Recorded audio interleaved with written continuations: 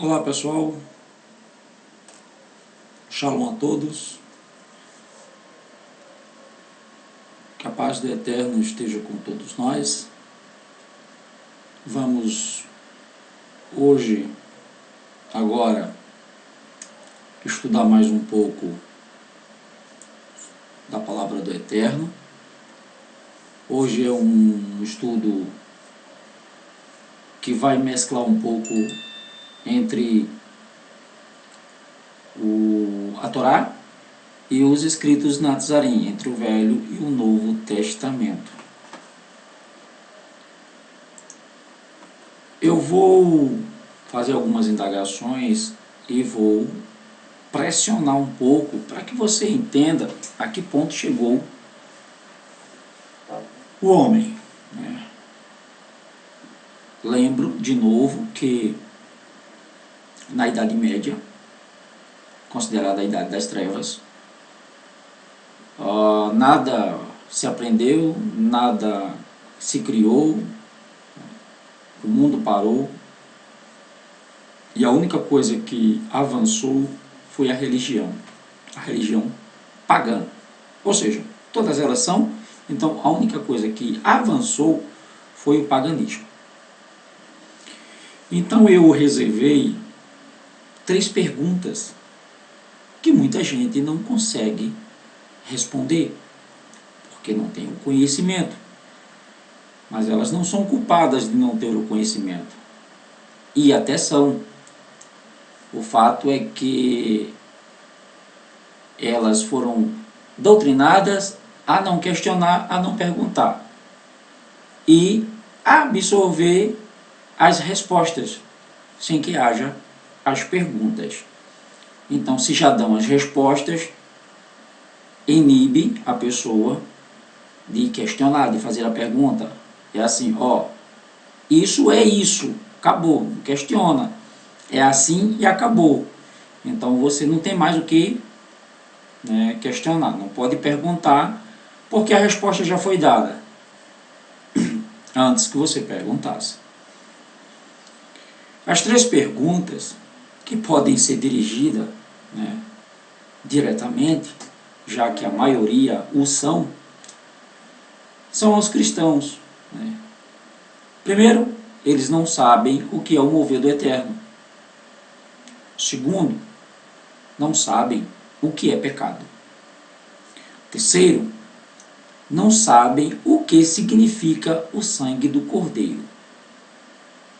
E quarto, não é mais uma pergunta, e sim a consequência de tudo isso, é que eles não sabem o que é a graça. Não conseguem discernir o que seja a benevolência do Eterno, por conta de não saberem responder essas 3 perguntas. Vamos para a primeira. Um cristão, ou a maioria das pessoas, eles não sabem o que é a ruá. Ruá é a palavra para mover, para sopro em hebraico. Essa palavra ela foi adulterada e colocaram a palavra espírito nas Bíblias de hoje. Então, isso levou as pessoas a uma fé em algo que não existe. Isso mexe com os sentimentos. Dizer para uma pessoa que não existe espírito vai mexer com o sentimento dessa pessoa, porque ela foi doutrinada ao longo da vida dela a acreditar que depois que ela morre, ela continua vagando, ela continua viva. E não é isso o que a palavra do Eterno nos diz, a palavra do Criador nos diz. Eu sei que esse é um assunto muito extenso e eu não vou me alongar nesse ponto, mas sim no resultado, que é a consequência de não saber responder essas 3 perguntas. Em Bereshit, você pode abrir sua Bíblia, em Gênesis 3:8, para o vídeo, vai lá, abre a Bíblia, botou o vídeo para rodar de novo, Diz assim, a sua versão pode estar diferente, porque uma versão revisada, corrigida, então pode estar diferente. Quanto mais revisada e corrigida a Bíblia é, mais longe ela fica do original, para que você entenda. Esse é um plano, das denominações para que dê respaldo às doutrinas dos homens. Afastar cada vez mais a palavra do original. Gênesis 3, a partir do 8, diz o seguinte: e ouviram a voz de Hashem, de Elohim, que passeava no jardim, pela viração do dia, e esconderam-se Adão e sua mulher da presença de Adonai, de Elohim, de Hashem. Aí nós encontramos aqui, passeava. Em outras versões, traz a palavra soprava a brisa do jardim. E soprava a brisa do jardim. Essa está mais próxima do original. Porque soprar é a palavra ruar, em hebraico é soprar. Leruar, soprava. A palavra está estendida. Nós vamos para outro versículo agora. E Yeshayahu, Isaías 61, 1. Isaías 61, 1. O ruá do Elohim está sobre mim, porque Adonai me ungiu para pregar boas novas aos mansos, enviou-me a restaurar os contritos de coração, a proclamar liberdade aos cativos e a abertura de prisões aos presos. Perdão. Aqui nós entendemos que é um texto messiânico, onde Yeshayahu está prevendo já a chegada do Mashiach. E o mover, o sopro do Eterno, a ruá, a quem a Igreja Católica, os romanos, traduziram por espírito, essa linguagem helenista, espírito,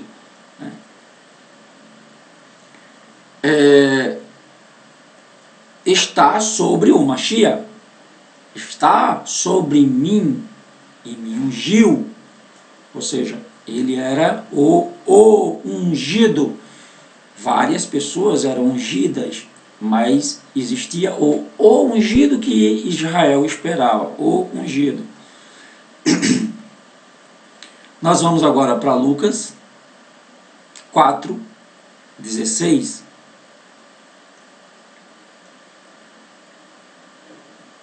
Lucas 4,16. Chegando a Nazaré, onde fora criado, entrou num dia de sábado, ou seja, ele entrou para estudar a porção semanal, a Parashá, segundo o seu costume na sinagoga. E levantou-se para ler, e foi-lhe dado o livro. E Yeshua já sabia que aquele dia, aquela semana, seria lida essa porção. Só que ninguém nunca leu essa porção, esse texto, porque só quem pode ler esse texto é o Mashiach.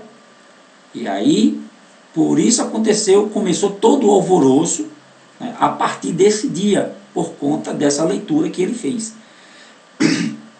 Ninguém poderia ler esse texto a não ser o ungido. Então todos os sábados era pulado esse texto, porque ninguém tinha a autoridade de ler. E foi-lhe dado o livro do Navi, do profeta Yeshayahu, e quando abriu o livro, achou o lugar em que estava escrito: o Ruá de Adonai é sobre mim, pois que me ungiu para evangelizar os pobres, enviou-me a curar os quebrantados do coração, a pregar liberdade aos cativos e a restaurar da vista aos cegos, e pôr em liberdade os oprimidos, a anunciar o ano aceitável de Hashem, de Elohim, do Eterno, do Altíssimo. Eu vou ler mais um pouquinho, né, para não ficar só no texto. E, cerrando o livro, tornando a dar ao ministro, assentou-se, e os olhos de todos na sinagoga estavam fitos nele. Agora você entendeu por que olharam para ele? Porque ninguém tinha autoridade de ler essa passagem. E ele leu. E todos lhe davam testemunho e se maravilhavam das palavras de graça que saíam de sua boca. E diziam: não é este o filho de Yosef? José. Pô, não é esse o filho de Yosef? Como é que ele leu essa passagem? E ele tem capacidade de ler isso? Pode ele ler essa passagem? Entenderam? Ou seja, que eles chamam de espíritos, na verdade, é o mover do Eterno. Com isso a gente encerra esse negócio de trindade. Trindade não existe. Trindade lá, quem inventou trindade foi Nirode. Nirode, com sua mãe Semíramis, e com um filho que ele teve com sua mãe Tammuz. Essa é a trindade pagã, mas dentro da palavra do Eterno não existe trindade. O que existe é o Eterno Criador, o seu Filho que se tornou primogênito de todos nós, e o seu mover. Porque se a gente pular mais um pouquinho e for, se eu não me engano, para Isaías 4, nós vamos ver lá as manifestações do Eterno, as 7 manifestações do Eterno. Por que não colocou a palavra Espírito? Não é a mesma palavra, Ruá? Porque ia dar confusão. Ia dizer os 7 Espíritos do Eterno. O Eterno não tem 7 Espíritos. Se ele tivesse de ter um Espírito, era um só. Se ele tivesse de ter Espírito, era um só, e não 7. Bom, lá, eles colocaram manifestações, mas aqui eles colocam a palavra Espírito, que é para implantar uma doutrina pagã, que é essa doutrina da Trindade. Então, quando Yeshua disse assim: eu deixarei com você outro Consolador, ele era o Consolador. Ele era o Consolador. Se ele estava indo, ele tinha que deixar um outro Consolador, que foi o Ruá do Eterno. Ele deixou o Ruá do Eterno, a manifestação do Eterno, o mover do Eterno, nas pessoas. Tanto que ele disse: vocês farão coisas maiores do que a que eu fiz. Através de quê? Através de um mover do Eterno. Sabendo agora o que é o mover do Eterno, que não é o Espírito Santo, né? Porque se a gente for para o texto, né, o texto que tem lá em João, se eu não me engano, né, ele diz assim, que eu vim para batizar nas águas, mas após mim virá um que vos batizará no Espírito e no fogo. Espírito, no fogo. Vamos colocar as palavras, tirar as palavras, né, adulteradas e colocar as palavras reais. Batizar teve lá, né, imersão. Então João disse que veio imergir as pessoas nas águas. Mas após dele virá uma pessoa que imergirá você ou nós tanto no Espírito. Peraí, não, Espírito não vale, essa palavra não existe. Então vamos colocar a palavra Ruá na vida, no mover do Eterno, ou no fogo. Então não existe batismo no Espírito Santo com fogo. Yeshua, ele tem o poder de imergir você tanto na vida como na morte. Depende da sua escolha. Se você escolher a vida, ele imergirá você na vida. Se você escolher o fogo, ele imergirá você na morte, porque fogo, na linguagem cultural hebraica, fogo é morte, é exterminação. Não tem para onde correr.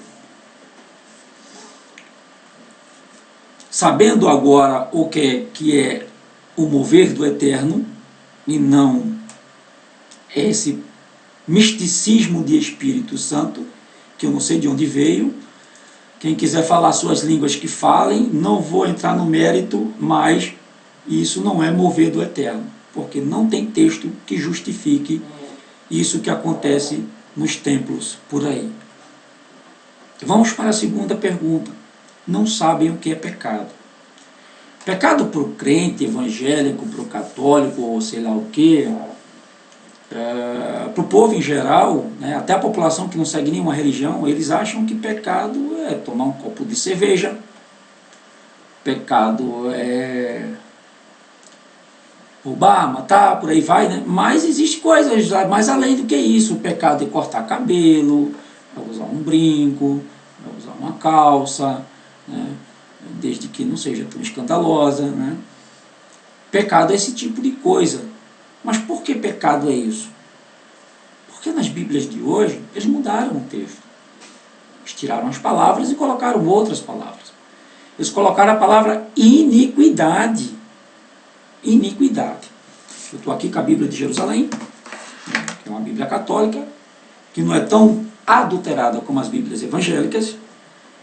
E está aqui em João, abra aí em João, 1 João, não é o Evangelho de João, é 1 João, né? Yohanan, 1 Yohanan, capítulo 3, e o versículo 4.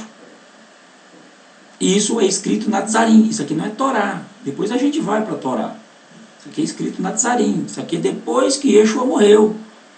E olhe o que João está dizendo do que é pecado.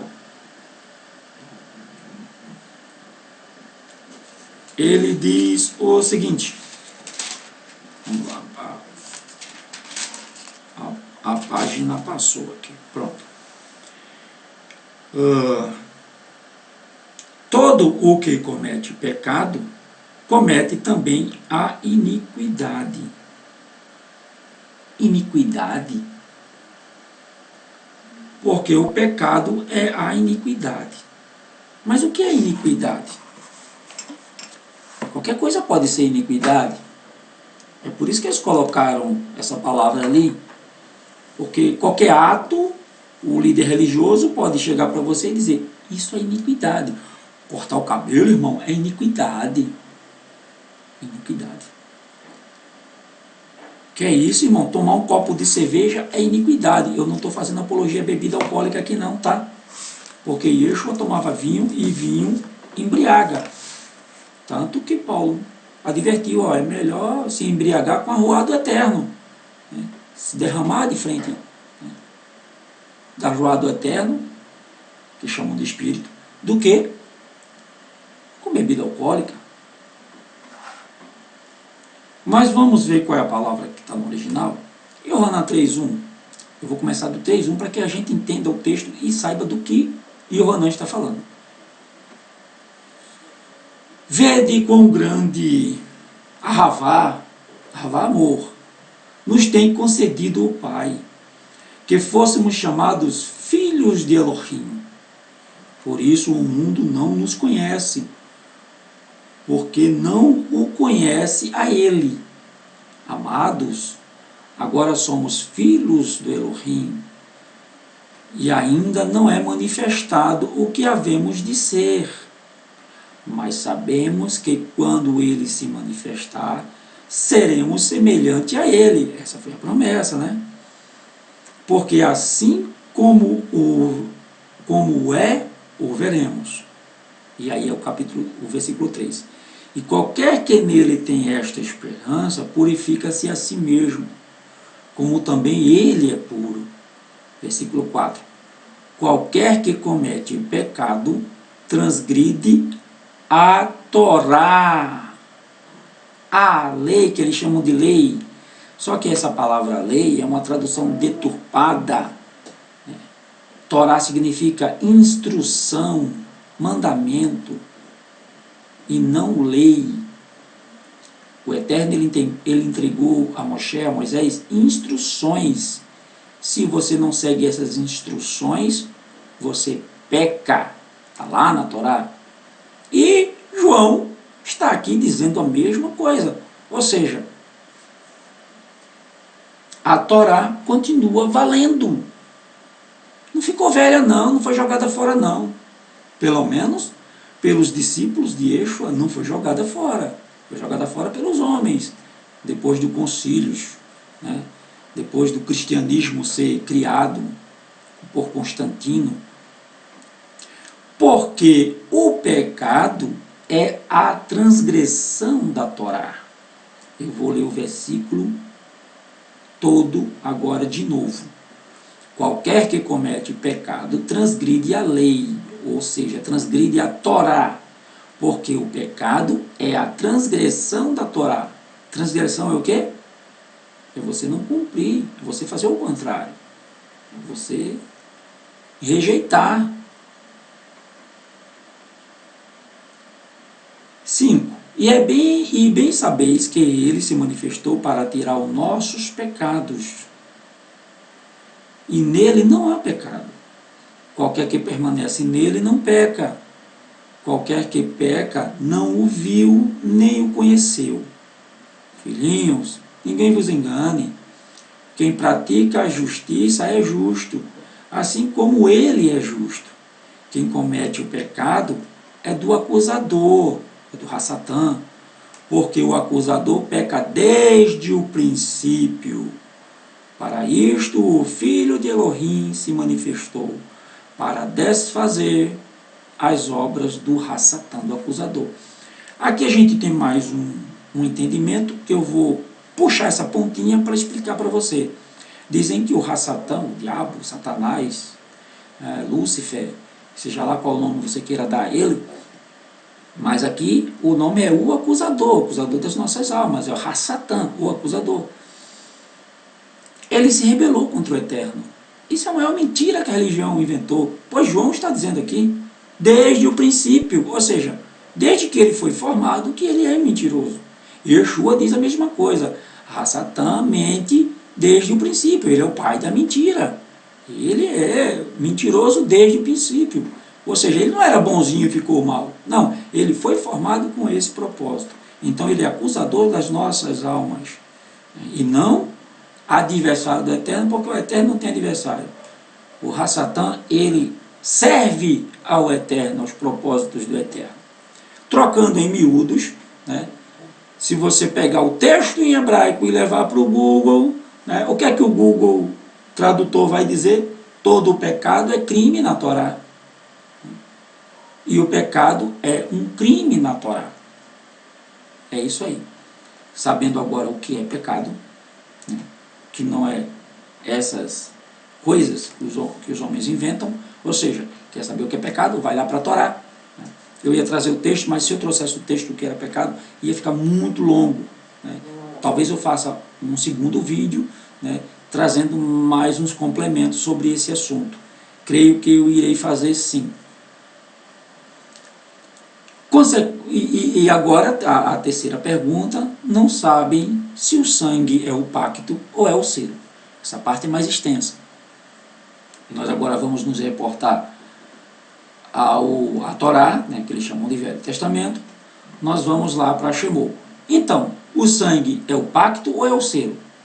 O sangue de Yeshua é o pacto ou é o selo? Porque eles ficam dizendo aí, o sangue de Jesus tem poder, o sangue de Jesus tem poder, sangue de Cristo tem poder. Né? Poder para quê? Poder para quê? Que poder é esse? Shemot, Êxodo 20, 18. Abra sua Bíblia em Êxodo 20, 18.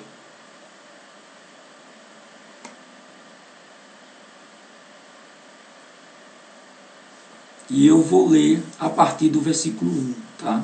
20 a partir do versículo 1. Para que a gente entenda quando chegar lá na frente. Então falou Elohim todas estas palavras, dizendo: Eu sou Hashem, o teu Elohim, que te tirei da terra do Egito, da casa da servidão.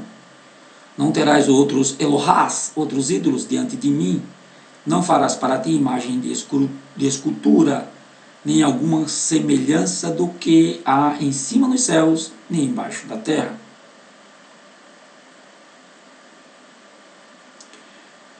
Nem nas águas, nem debaixo da terra. Nem debaixo das águas, nem debaixo da terra.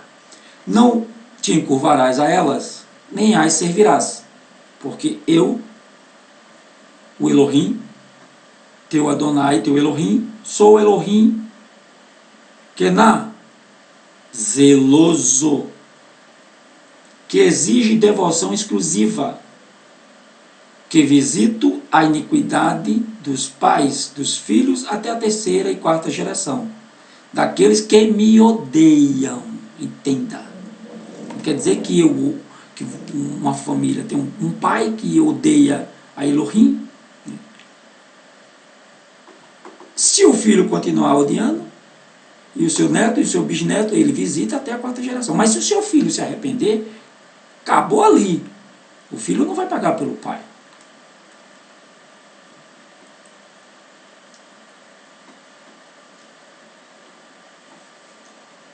E faço misericórdia a milhares dos que me amam e aos que guardam os meus mandamentos, os meus mitzvot. Não tomarás o nome de Adonai, teu Elohim, em vão, porque o Elohim não terá por inocente o que toma o seu nome em vão. Isso exclui o nome Deus, tá? O nome dele nunca foi Deus. Deus é um nome próprio que deriva da palavra Zeus. É a terceira declinação da palavra do nome Zeus, que é um ser mitológico grego. Isso foi graças ao helenismo grego-romano.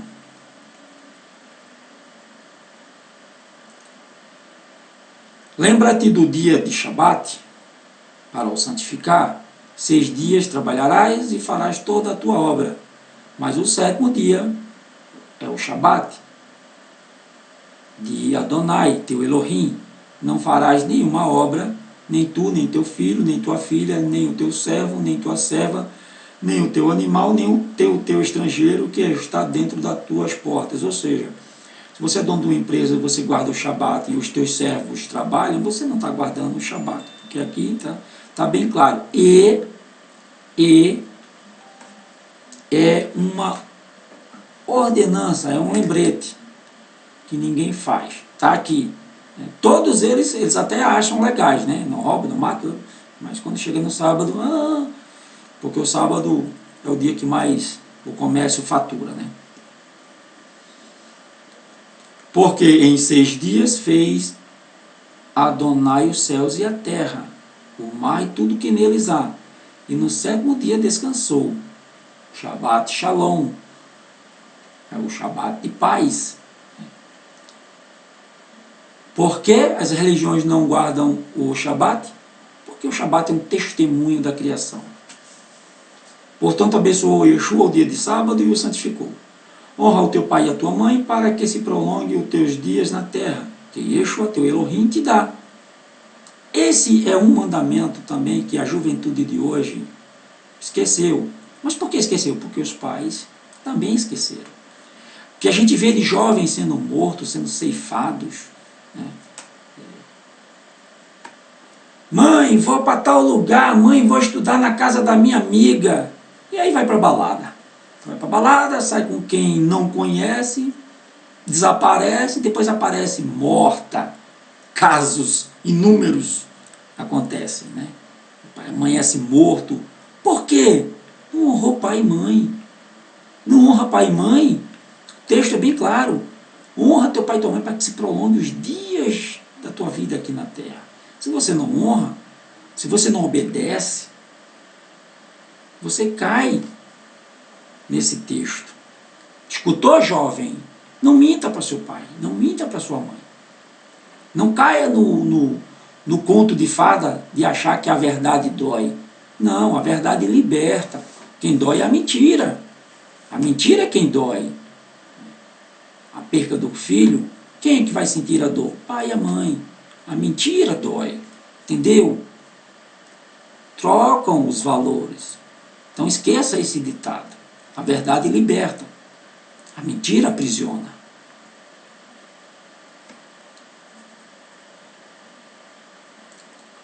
Honra teu pai e tua mãe,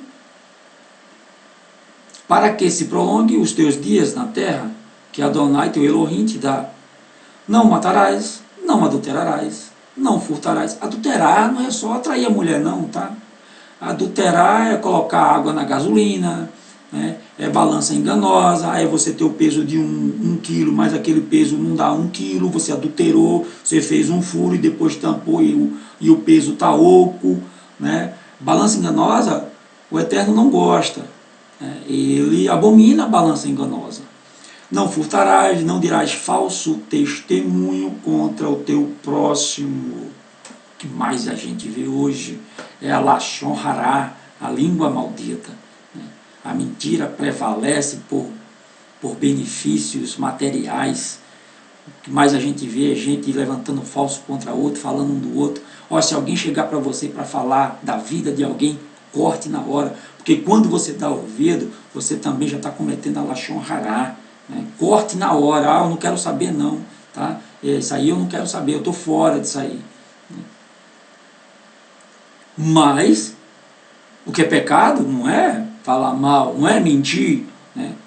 Você pegar a Bíblia, adulterar ela e mentir, isso não é pecado, né? Pastores, líderes religiosos, padres vivem mentindo o tempo todo com as Bíblias adulteradas. Isso não é pecado. Pecado é cortar cabelo e tomar um copo de cerveja.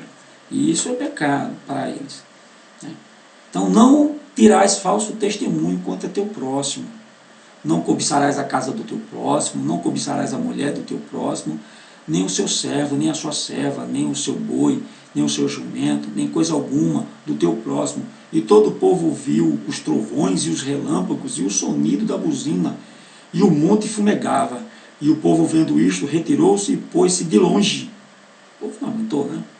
E disseram: Moshe, fala tu conosco, e ouviremos, e não fale Elohim conosco, para que não morramos. Há quem diga que eles não entenderam nada. Claro que eles entenderam, porque mais na frente você vai encontrar o povo dizendo assim: Moshe, nós faremos tudo o que Elohim ordenou. Ou seja, o que é o pacto? A gente vai chegar lá. Isso aqui tem muito a ver com o que eu vou falar mais na frente, né? Que é lá o que aconteceu em Jerusalém. Isso aqui aconteceu 50 dias depois que eles saíram do Egito. 50 dias depois, o Eterno fala a todo o povo em 70 línguas diferentes. Isso é o mover do Eterno. Porque foram 70 nações que saíram do Egito, que foram as 70 línguas que foram criadas na Torre de Babel para confundir o povo. Agora a gente vai para Levítico 16, 1. Levítico 16, a partir do 1. E falou Adonai, mais uma vez. Você pode ver que é o Eterno falando, não é Moshe, porque a lei de Moshe, a lei de Moisés. Não, a lei não é de Moisés. As instruções não foram de Moisés, porque o tempo todo é o Eterno falou para Moisés. E o Eterno falou para Moisés, como está aqui no texto. E falou Elohim a Moshe, depois da morte dos 2 filhos de Aharon, que morreram quando se chegaram diante de Adonai. E disse: pois o Hashem a Moshe, Elohim a Moshe, o Eterno a Moshe, dize a Aaron, teu irmão, que não entre no santuário em todo o tempo, para dentro do véu, diante do propiciatório, que está sobre a arca, para que não morra, porque eu aparecerei na nuvem sobre o propiciatório, e com isto Aaron entrará no santuário com um novilho para expiação do pecado, e um cordeiro para holocausto. Vestirá ele a túnica santa de linho e terá ceroulas de linho sobre a sua carne, ou seja, bermudas, né? e cingir-se-á com um cinto de linho, e se cobrirá com uma mitra de linho. Estas são vestes santas, por isso banhará a sua carne na água, e as vestirá, e da congregação dos filhos de Israel tomará 2 bodes para a expiação do pecado, e 1 carneiro para o holocausto. Depois Arão oferecerá o novilho da expiação, que será para ele, e fará expiação por si e pela sua casa. Também tomará ambos os bodes e os porá perante Adonai, à porta da tenda da congregação. E Arão lançará sorte sobre os bodes, um para Yeshua, um para Adonai, e o outro bode emissário, Azazel, chama-se Azazel, né? Esse vai ser solto. Então Arão fará chegar o bode sobre o qual cair a sorte para Adonai, e o oferecerá para expiação do pecado. Mas o bode sobre o qual cair a sorte, para ser bode emissário. Esse era lançado no deserto. A gente entende aqui que Arão, para poder oferecer sacrifício para Israel, ele primeiro precisava oferecer para ele mesmo, porque ele também pecava. Então ele oferecia sacrifício para perdão dos próprios pecados e depois para perdão dos pecados da nação. O que vemos hoje são líderes religiosos chamando as pessoas para orar por essas pessoas. Há alguma coisa de errado, de mal nisso? Não. Simplesmente eles querem ser mediadores.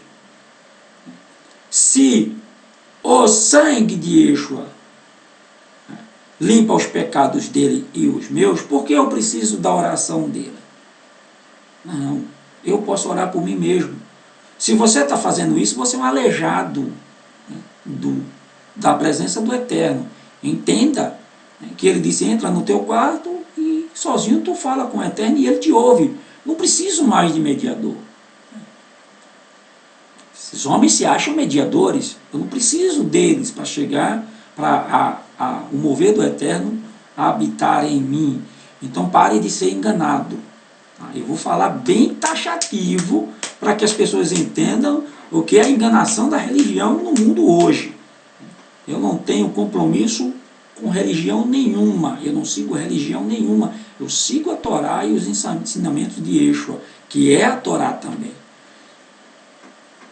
Continuando,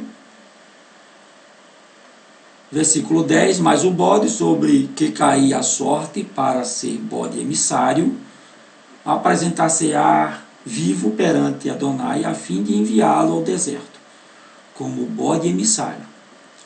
E Arão fará chegar o novilho da expiação, que será por ele, e fará expiação por si e pela sua casa, e degolará o novilho da sua expiação. Tomará também o incensário cheio de brasas de fogo do altar, de diante de Adonai, e os seus punhos cheios de incenso aromático, moído, e o levará para dentro do véu.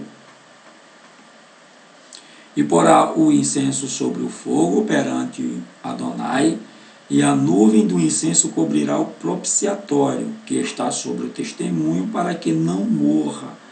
E tomará o sangue do novilho, e com o seu dedo espargirá sobre a face do propiciatório, para o lado oriental, e perante o propiciatório espargirá 7 vezes do sangue com o seu dedo. Depois degolará o bode da expiação, que será pelo povo, e trará seu sangue para dentro do véu, e fará com seu sangue como fez com o sangue do novilho, e espargirá sobre o propiciatório e perante a face do propiciatório. Assim fará expiação pelo santuário por causa das imundícias dos filhos de Israel e das suas transgressões e de todos os seus pecados. E assim fará para a tenda da congregação, que reside com eles no meio das suas imundícias. E nenhum homem estará na tenda da congregação quando ele entrar. para fazer expiação no santuário até que ele saia. Depois de feita a expiação por si mesmo e pela sua casa e por toda a congregação de Israel, então sairá ao altar que está perante Yeshua, perante Adonai, e fará expiação por ele, e tomará do sangue do novilho e do sangue da Torá, Vaikra, e chamou, né, aqui o título do livro, que está em hebraico, e daquele sangue espargirá sobre o altar com o seu dedo 7 vezes e purificará das imundícias dos filhos de Israel e o santificará. Havendo, pois, acabado de fazer expiação pelo pecado e pela tenda da congregação e pelo altar, então fará chegar o bode vivo. E Aarão porá ambas as suas mãos sobre a cabeça do bode vivo e sobre ele confessará todas as iniquidades dos filhos de Israel e todas as suas transgressões e todos os seus pecados, e os porá sobre a cabeça do bode, e enviá-lo-á ao deserto pela mão de um homem designado para isso. Que leitura chata, né? Pois é, tem muita gente que acha essa leitura chata, mas é lendo essa leitura chata que a gente entende o sacrifício de Yeshua. Se a gente não entender a Torá, a gente não entende os escritos Nazarim. Êxodo 24, 5. Voltar um pouco para a gente entender por que Aarão espargia o sangue. Sangue é o quê? Ele está espargindo o sangue. Por que ele está espargindo o sangue? Êxodo 24, 5. Chamou 24, 5. E enviou alguns jovens dos filhos de Israel, os quais ofereceram holocaustos e sacrifícios a Adonai, sacrifícios pacíficos de bezerro. E Moshe tomou a metade do sangue e a pôs em bacias, e outra metade do sangue aspergiu sobre o altar. E tomou o livro da aliança e o leu aos ouvidos do povo. E eles disseram: tudo o que Adonai tem falado, faremos, obedeceremos. Então tomou Moshe aquele sangue e espargiu sobre o povo e disse: eis aqui o sangue da aliança que é o Adonai, que o Adonai tem feito convosco sobre todas as palavras. Quem é a aliança? É o sangue ou é o livro? É claro que a aliança é o livro. A aliança é o quê? É as regras. Ali está a aliança. A aliança é essas regras. O sangue é apenas o selo da aliança. Olha, é o selo do pacto. Vamos fazer uma aliança de sangue? Isso a gente vê em muito filme medieval. O rei faz um decreto, aí ele dobra o decreto, pinga sangue e o anel crava aquele sangue.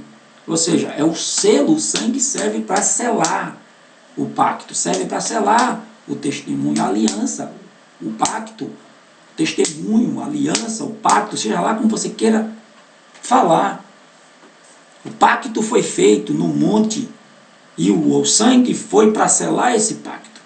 Levítico 8:19, mais uma vez, diz o seguinte: e degolou, e Moshe espargiu o sangue sobre o altar em redor, partiu também o carneiro nos seus pedaços, e Moshe queimou a cabeça e os pedaços e a gordura. É mais um complemento aí. Agora, o que nos diz os escritos Nazarim? Terminar por aqui e fazer outro vídeo com a segunda parte, para não ficar muito longo, porque eu estou vendo que esse já está ficando muito longo. O que nos diz os escritos Nazarim, do Novo Testamento? Lá em Hebreus, né, livro de Yehudim 8, começando do 1, tá? Para que o texto não fique fora do contexto. Ora, a suma do que temos dito é que temos um Kohen Gadol, ou seja, um sumo sacerdote tal que está assentado nos céus, à destra do trono da majestade, ministro do santuário e do verdadeiro tabernáculo, o qual o Hashem Adonai fundou. Mishkan, né?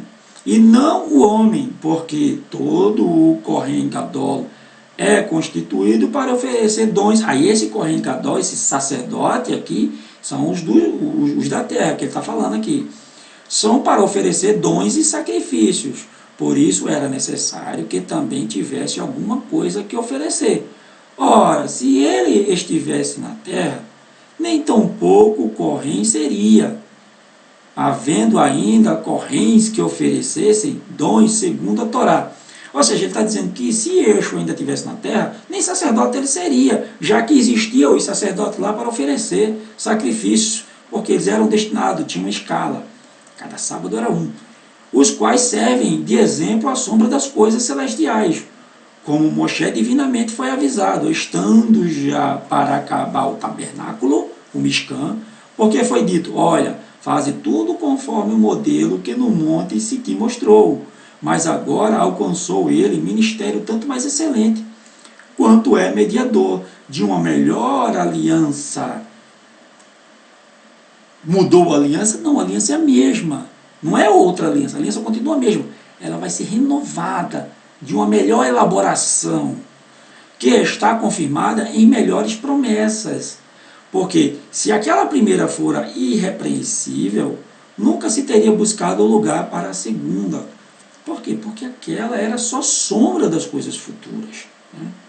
Porque, repreendendo-os, lhe diz, eis que virão dias, diz Hashem, Adonai, em que com a casa de Israel e com a casa de Yehudá, lembra da divisão que houve lá, depois que Salomão morreu? Estabelecerei uma nova aliança, a renovação da aliança. Não segundo a aliança que fiz com os seus pais, no dia em que eu os tomei pela mão para os tirar da terra do Egito, como não Yehudim. Permaneceram naquela minha aliança, ou seja, quem quebrou a aliança foi o homem, não foi o Eterno. Quem quebrou foram eles. Eu, para eles, não atentei, diz Hashem, porque esta é a aliança que depois daqueles dias farei com a casa de Israel, diz Hashem Adonai. Porém a minha Torá em seu entendimento e em seu coração as escreverei, e eu lhes serei por Elohim, e eles me serão por povo. Por que ele diz que vai escrever a aliança, né, nos nossos corações? Ele escreveu em pedras, e agora ele quer escrever nos nossos corações. Por isso que ele diz, não deixe que seu coração continue como pedra. Eu quero que ele seja carne. E o que é que ele diz mais? Filho, dá-me teu coração. A única coisa que o Eterno não tem, ele tem tudo, só não tem o nosso coração. Por isso que ele pede, dá-me teu coração, para que eu possa escrever a minha Torá nele, os meus instruções, os meus mitzvot, os meus mandamentos. 11. E não ensinará cada um ao seu próximo, nem cada um ao seu irmão, dizendo, conhece Hashem Adonai? Porque todos me conhecerão, desde o menor deles até o maior. Porque serei misericordioso para com a sua iniquidade, e de seus pecados e de suas prevaricações não me lembrarei mais, desde que se arrependa. Dizendo, a aliança renovada se fez. Completou o texto, né? A aliança renovada se fez. Ora, o que foi tornado velho e se envelhece, perto está de desaparecer. A renovação da aliança não quebra a guarda da Torá, mas torná-la gloriosa, ou seja, renovada, viva de novo, porque as pessoas daquele tempo não tinham mais acesso aos livros da Torá. Ora, isso está lá em Mateus 5,17. Ora, também a primeira tinha ordenanças de adoração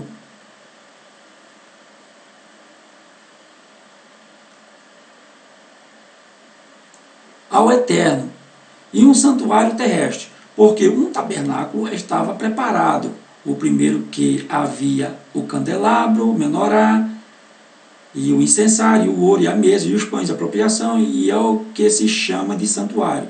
Mas depois do segundo, o véu, estava o tabernáculo, que se chama Santo dos Santos, que tinha a Arca da Aliança, coberta de ouro, toda em redor, em que estava o vaso de ouro, que continha o maná, a vara de Aarão, e tinha florescido. A vara de Aarão que tinha florescido, e as tábuas da aliança. Ou seja, Hebreus também diz que o sangue não é a aliança, não é o pacto. O pacto é as tábuas da aliança, onde Moisés escreveu as 10 palavras. Perdão, onde o Eterno escreveu as 10 palavras e entregou a Moisés. Dessas 10 palavras é que saem os 613 preceitos, né, da Torá, que são as instruções.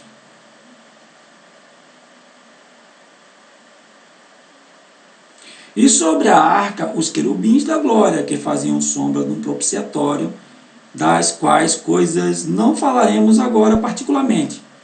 Eu vou falar, mas os querubins estavam olhando para dentro da arca. Quando você tem algo precioso, o que você faz? Você faz uma caixinha bem bonitinha para colocar aquela coisa preciosa dentro, né? Então, a arca não é a aliança. A aliança é o que está dentro da arca, é as tábuas. Ora, estando estas coisas assim preparadas, e todo o tempo entravam os Corém no primeiro tabernáculo, cumprindo os serviços. Mas no segundo, só o Corém Godol, que é o sumo sacerdote, uma vez no ano, não sem sangue, que oferecia por si mesmo, pelas culpas do povo, dando nisto a entender o Ruach HaKadosh, o mover do Eterno, que ainda o caminho do santuário não estava descoberto enquanto se conservava em pé o primeiro tabernáculo, que é uma alegoria para o tempo presente, em que se oferece dons e sacrifícios, que, quando há consciência, não podem aperfeiçoar aquele que faz o serviço, consistindo somente em comidas e bebidas e em várias abluções e justificações da carne, importas até ao tempo da correção. Mas vindo o Mashiach Gadol, ou Mashiach Kohen Gadol, dos bens futuros, por um maior e mais perfeito tabernáculo, não feito por mãos de homens, isto é, não desta criação, nem por sangue de bodes e bezerros, mas por seu próprio sangue, entrou uma vez no santuário, havendo efetuado uma eterna redenção, sacrifício, porque se o sangue de touros e bodes e cinzas de uma novilha espazida sobre os imundos os santifica, quanto à purificação da carne, quanto mais o sangue do Mashiach, que pelo Ruá eterno se ofereceu a si mesmo imaculado a Elohim, purificará as vossas consciências das obras mortas, para servirdes ao Elohim vivo.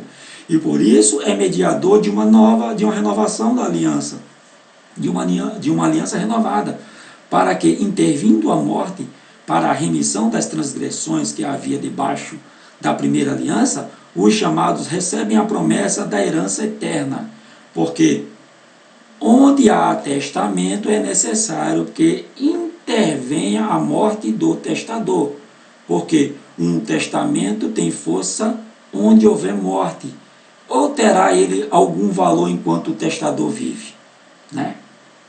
Por isso, também o primeiro não foi consagrado sem sangue, porque havendo uma Mashiach anunciada a todo o povo, os mandamentos segundo a Torá, tomou o sangue dos bezerros, dos bodes, com água, lã, púrpura e sope, e aspergiu tanto o mesmo livro como todo o povo, dizendo: este é o sangue do testemunho, que Elohim vos tem mandado.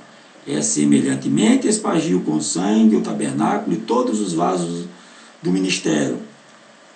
E quase todas as coisas segundo a Torá se purificam com sangue, segundo a Torá.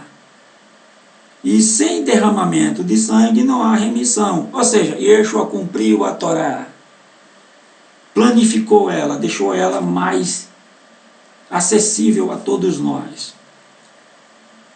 De sorte que era bem necessário que as figuras das coisas que estão no céu assim se purificassem.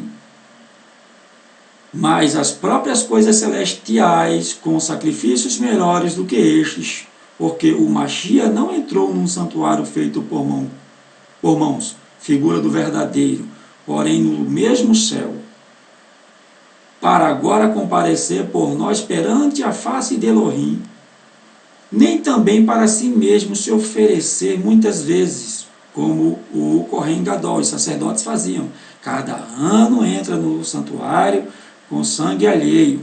De outra maneira, necessário lhe fora padecer muitas vezes desde a fundação do mundo. Mas agora, na consumação dos séculos, uma vez se manifestou para aniquilar o pecado pelo sacrifício de si mesmo.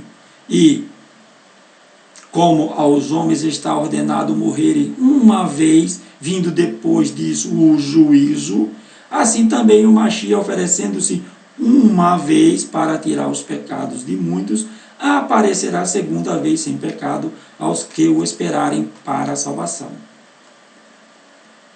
Porque, tendo a Torá a sombra dos bens futuros, e não a imagem exata das coisas, nunca pelos mesmos sacrifícios que continuamente se oferecem cada ano, pode aperfeiçoar os que eles se chegam. De outra maneira, teriam deixado de se oferecer, porque purificados uma vez os ministrantes nunca mais teriam consciência do pecado. Nesse sacrifício, porém, cada ano se faz a comemoração dos pecados, porque é impossível que o sangue de touros e de bodes tire os pecados. E por isso, entrando no mundo de sacrifício e oferta não quisestes, mas corpo me preparaste. Holocaustos e ablações pelo pecado não te agradam. Então disse, eis aqui venho, no princípio do livro está escrito de mim, para fazer, ó Elohim, a tua vontade. E como acima se diz, sacrifícios e ofertas e holocaustos e ablações pelo pecado não quisestes, nem te agradam, os quais se oferecem segundo a Torá, então disse, eis aqui venho para fazer, ó Elohim, a tua vontade. Tira o primeiro para estabelecer o segundo, na qual vontade temos sido santificados pela ablação do corpo de Yeshua HaMashiach, feita uma vez. E assim todo o sacerdote aparece cada dia, ministrando e oferecendo muitas vezes os mesmos sacrifícios que nunca podem tirar pecados. Mas este, havendo oferecido para sempre um único sacrifício pelos pecados, está assentado à destra de Elohim, daqui em diante, esperando até que seus inimigos sejam postos por escabelos de seus pés, porque com uma só ablação aperfeiçoou para sempre os que são santificados. E também o Ruach HaKadosh nos santifica, porque depois de haver dito, esta é a aliança que farei com eles depois daqueles dias, diz Hashem. Porei minha Torá em seus corações e a escreverei, e em seus entendimentos acrescenta. E jamais me lembrarei de seus pecados e de suas iniquidades. Ora, onde há remissão destes, não há mais ablação pelos pecados. Tendo, pois, irmãos, ousadia para entrar no santuário, pelo sangue de Yeshua, pelo novo e vivo caminho que ele nos consagrou pelo véu, isto é, pela carne, e tendo um grande sacerdote sobre a casa de Elohim, cheguemos-nos com verdadeiro coração, em inteira certeza de fé, emuná, tendo os corações purificados da má consciência e o corpo lavado com água limpa. Retenhamos firmes a confissão da nossa esperança, porque fiel é o que prometeu. E consideremos-nos uns aos outros para que estimularmos ao amor, a Havá e as boas obras, não deixando a nossa congregação, como é de costume de alguns, antes admoestando-nos uns aos outros, e tantos mais, quanto vedes que se vá aproximando aquele dia. Dá uma pausa aqui, ele diz assim, tudo que ele está dizendo aqui é Torá, né? Ou seja, a única coisa da Torá que ele diz que não é mais para fazer são os sacrifícios, mas os mandamentos do Eterno é quem dá uma consciência. E aqui no finalzinho ele diz assim, não deixando a nossa congregação. Está falando das igrejas de hoje? Não, irmão. Não está falando desse sistema de hoje. Ele está falando das reuniões que haviam nos sábados, nas sinagogas, para estudar a palavra. Era isso que existia naquela época. E é isso que ele diz aqui, não deixando as nossas congregações, não deixar de ir no Shabat né, santificar o eterno Shabat e estudar a palavra. E lá admoestar as outras pessoas a não sacrificarem mais, que era o que Pedro fazia quando ia para a porta do templo, admoestar os judeus a não sacrificarem mais. E não criar outro templo, outra reunião, não. Porque se pecarmos voluntariamente, depois de termos recebido o conhecimento da emet, da verdade, já não resta mais sacrifícios pelos pecados, mas uma certa expectação horrível de juízo e ardor de fogo, morte, que há de devorar os adversários. Quebrantando alguém a Torá de Moshe, morre sem misericórdia, só pela palavra de 2 ou 3 testemunhas. Naquela época era assim: de quanto maior castigo cuidais, vos será julgado merecedor daquele que pisar o filho de Elohim, e tiver por profano o sangue da aliança com que foi santificado. Ou seja, com maior juízo terá aquele que debochar desse mover do Eterno, que foi o sacrifício de seu filho, e fizer agravo ao juar da graça, ao mover da graça.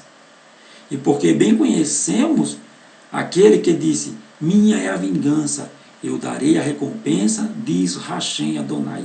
E outra vez o Hashem Adonai julgará o seu povo.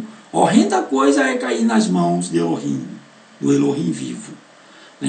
Lembrai-vos, porém, dos dias passados, em que, depois de serdes iluminados, suportardes grande combate de aflições.